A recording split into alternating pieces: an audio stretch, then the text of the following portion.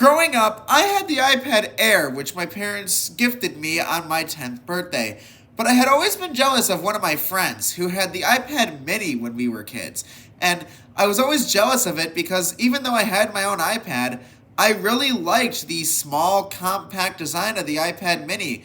That small screen you could cuddle up with in bed, you could take it on road trips in the car and it not take up much room in your lap. There was just something attractive about that design. And when the iPad Mini 7 or iPad Mini A17 Pro was announced, you know I had to pick up one of these. This is the iPad Mini A17 Pro, 256 gigabytes in purple. I really like this purple color. I've seen it's popular. I guess a lot of people like it. And I want to do a little review on what I think of the experience using the iPad Mini A17 Pro. I mean, first off, weird naming scheme there, Apple. I don't know why we couldn't just call this the iPad Mini 7th generation. I have the same gripe with the iPad 10. With the iPad Air and Pro, at least it makes sense to call it the M3 iPad Air and M4 iPad Pro because they're the higher end models. And they just sound good, just like how M4 MacBook Air just sounds nice and simple. But A17 Pro, I don't know, it just doesn't have the same ring to it, if that makes any sense. On my iPad Mini A17 Pro, I enjoy taking notes in the Notes app. Usually when I'm scripting videos, I really like to take notes on ideas for next videos or just what I'm thinking about throughout the day. Maybe I think of a video idea and don't want to forget about it, so I quickly jot it down. You know what I mean? I also like to listen to music on Apple Music sometimes when I'm at my girlfriend's house. Sometimes we'll put on a little bit of music on the iPad Mini with a Bluetooth speaker.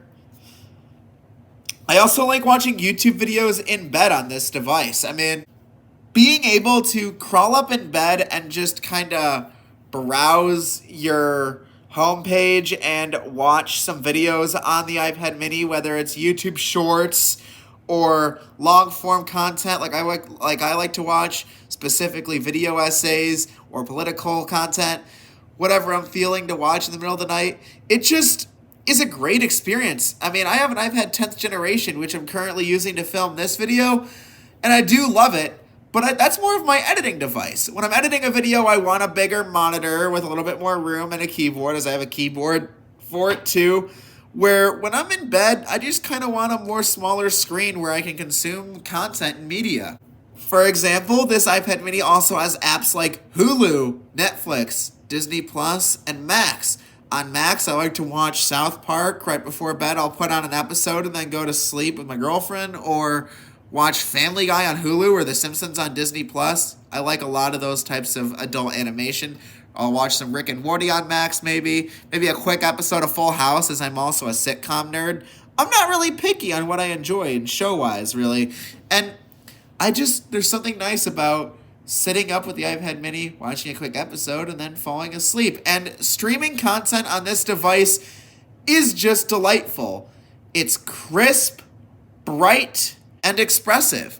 And yeah, it doesn't have the OLED display of the M4 iPad Pro, but that's more for creatives.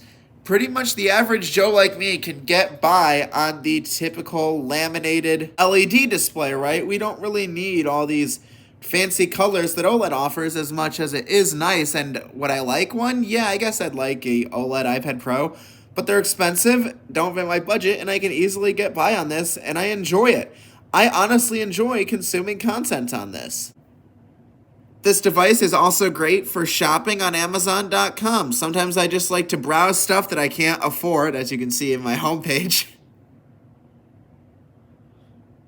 There's stuff like an iPad, refurbished MacBook, just stuff that I can't afford that I like to look at. Or sometimes I like to actually look at stuff I am going to buy, like a new Bluetooth speaker, as I'm a big Bluetooth speaker guy.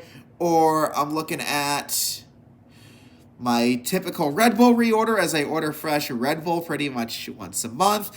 I can make sure to place in that order real quick before I go off to work and quickly put the iPad Mini back away. Sometimes you just want to quickly read some of your messages. Sometimes I'm not near my iPhone, but iMessage makes sure that I can still respond to messages, or I can read my Facebook messages from Messenger on this without needing my phone nearby. And sometimes my phone isn't nearby. I'm one of those people who's trying to be more detached from their phone. I think that these days we spend too much time on our phones, and so I think that sometimes it's nice to just put your phone in another room. But if you need to respond to a quick message to your doctor or to one of your friends that's important, you can quickly send it away, send the message away, and then get back to what you were doing. It's also great for social media. I'm someone who likes to browse Reddit a lot, and I can quickly browse Reddit posts, write one real quick, reply to a few comments in my favorite subreddits, or give advice in somewhere like r/iPad, for example. If someone might have a problem with their iPad, I can quickly send away a answer that might resolve their issue and get back to what I'm doing. Or it's even quick for light gaming. The A17 Pro chip is fast and makes sure that your games don't lag. I don't experience much lag. In fact, I don't think I've lagged at all in any of the games I've played. I like to play Uno Mobile with one of my closest friends pretty much once a night, and this has pretty much been my nightly gaming device for our nightly Uno games. It really has.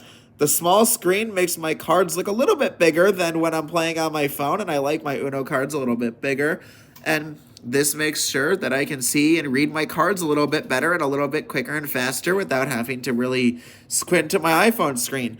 Or when I'm playing Evil Apples, which is basically a Cards Against Humanity app, which I like to play with my friends as well. We can log into our own little Cards Against Humanity server and quickly play a game, sometimes two or three, and this device just gets it done.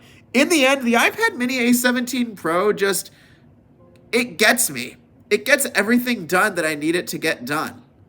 And it just understands my tasks. Apple Intelligence is just meh. The Apple Intelligence is just alright. Sometimes I use Apple Intelligence, but not really. I honestly don't think Apple Intelligence is all the hype. I know that's a common opinion, and I'm here to agree with that. The only feature that I really use is I like the summaries.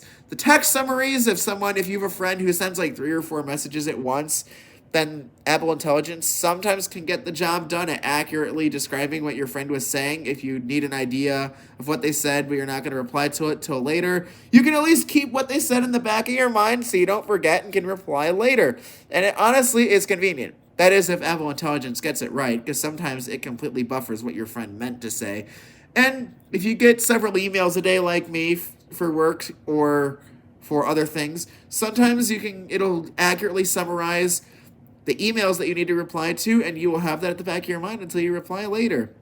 So in the end, the iPad mini A17 Pro is a great device, and I would recommend picking one up if you can afford it, because it honestly is a great compact device for media consumption, replying to emails and texts, and some light gaming. Thank you. And remember to subscribe for more tech content. I have more coming in the future aside from the show I do on this channel.